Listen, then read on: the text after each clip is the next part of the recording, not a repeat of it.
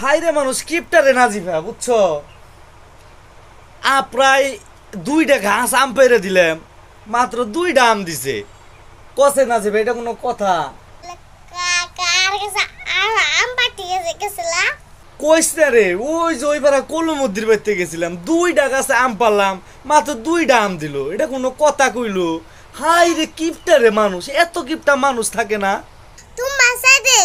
বেশি কিপটা অস্কিপ আমি কিপটা তোর কইছে কেরা ওই যে পাশের বাড়ির মানুষ কইছে আমি কিপটা